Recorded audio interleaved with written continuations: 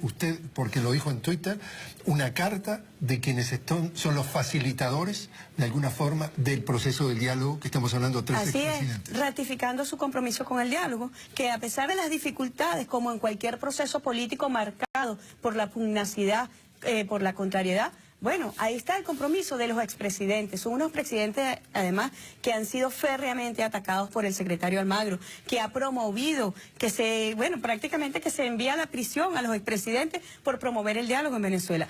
¿Qué clase de actuación de un secretario general de una organización internacional, en vez de promover el diálogo, en vez de promover la solidaridad, en vez de promover la cooperación, llama a la guerra? Eso es una cosa inaudita. Poco se había visto en nuestra organización y bueno, Venezuela va a defender su derecho. Y como lo dijimos al final, de persistir esta agresión y este acoso en el seno de la organización, Venezuela tomará las acciones que correspondan en el marco de la legalidad internacional y también en el marco de su orden constitucional.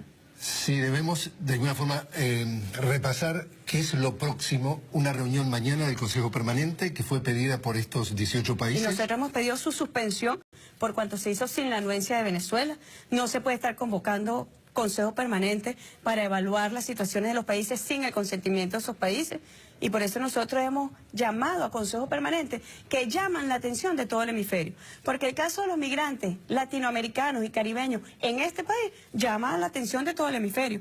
El caso de la solidaridad, cómo nosotros como pueblo nos relacionamos con solidaridad hacia el pueblo peruano, bueno, debe llamar a la atención de todos los pueblos. No solamente en lo que competa a un grupo de países que por ser oponentes políticos o ideológicos de Venezuela, que quieran sustituir su modelo de desarrollo por el modelo neoliberal, que como tú bien has visto, ha pretendido promoverse en la región, y ya vemos lo que está ocurriendo en Argentina, lo que está ocurriendo en Brasil, lo que está ocurriendo en el Paraguay. Son situaciones donde, bueno, ya los pueblos están en la calle reclamando el retroceso en sus derechos económicos y sociales, en sus prebendas, en sus conquistas laborales, en sus conquistas sociales, en sus conquistas económicas y en sus conquistas culturales.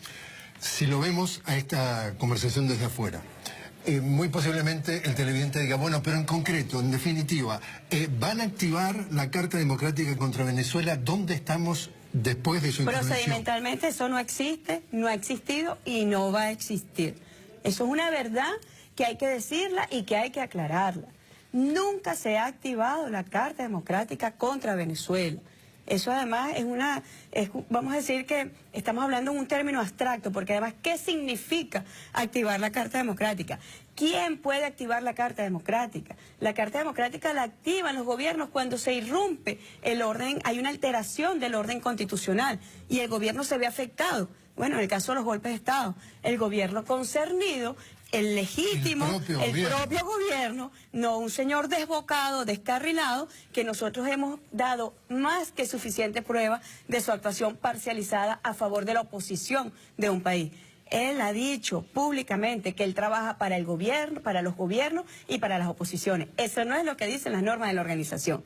Primero, él no es vocero del pueblo de Venezuela, porque el pueblo de Venezuela no lo eligió a él como vocero ni como nada, jamás lo va a elegir.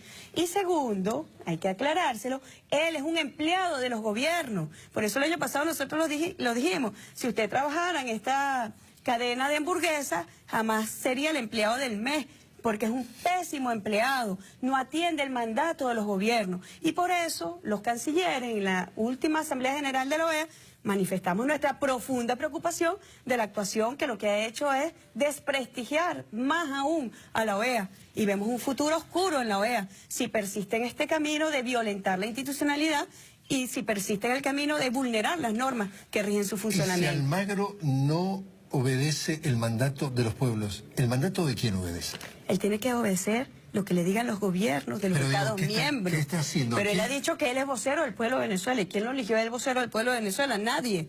Nadie lo ha elegido ni lo va a elegir. El pueblo de Venezuela, para que sepa, Jorge, tú tienes que ir por las calles para que veas cómo repudian al señor Almagro. Lo consideran un agresor a nuestro país, lo consideran un agresor a nuestro pueblo, porque es permanente. Almagro trabaja para la facción oligárquica de Venezuela, que es distinto. Él es vocero de las oligarquías venezolanas. Él es vocero de la ultraderecha venezolana, como demostramos.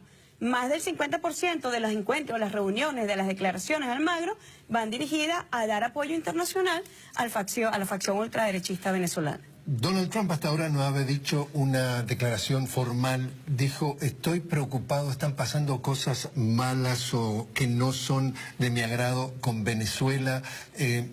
Tiene allí la mira ya programada por gente que lo fue a ver y que representan definitivamente la derecha. ¿Cómo ve usted la relación, la posible relación de Trump con Venezuela luego de ese comentario? Mira, el presidente Maduro ha sido muy claro, se lo ha dicho públicamente. Presidente Trump, no cometa los errores que marcaron la década de Bush, que marcaron la década de Obama contra Venezuela.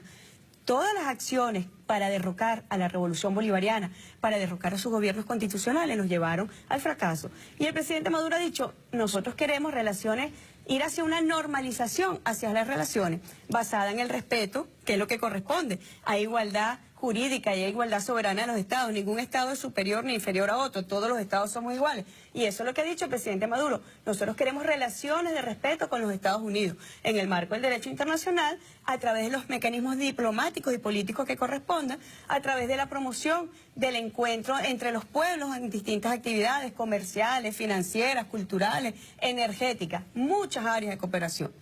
Sin embargo, sabemos, como lo dijimos allí, que Venezuela se ha convertido en una pieza de negociación, tanto en la política doméstica de los Estados Unidos, porque ha entrado una especie de chantaje de las decisiones importantes que debe tomar la nueva administración, es chantajeada por los sectores extremistas del Congreso estadounidense, que es financiado por la ultraderecha y las oligarquías venezolanas.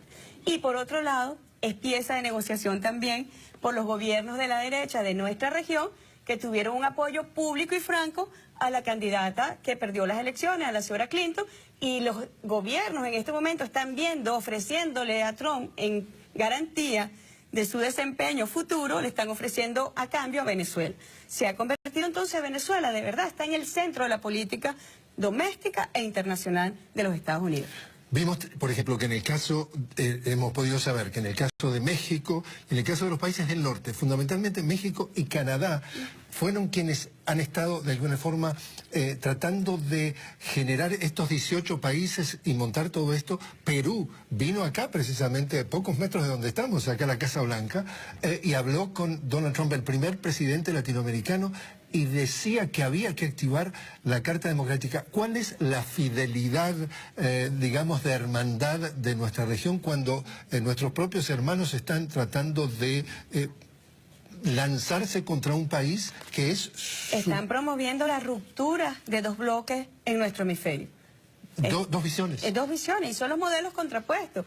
La OEA nació, en su naturaleza está, decíamos, el proyecto Monroe y el proyecto bolivariano. Son dos proyectos, son dos modelos contrarios que están en pugnacidad.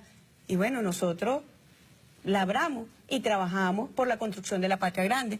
Nosotros labramos y trabajamos, como lo dijimos, con ejemplos concretos, Jorge, por la unidad, por la unión, por la cooperación, por la amistad. Lo que nosotros hemos hecho desde que llegó el comandante Chávez, con la creación de los mecanismos novedosos al lado del comandante Fidel Castro en materia energética, como el caso Petrocaribe, son proyectos concretos. Hemos llevado felicidad a nuestros pueblos. No hemos invadido países, no hemos extendido nuestro territorio más allá de nuestra frontera.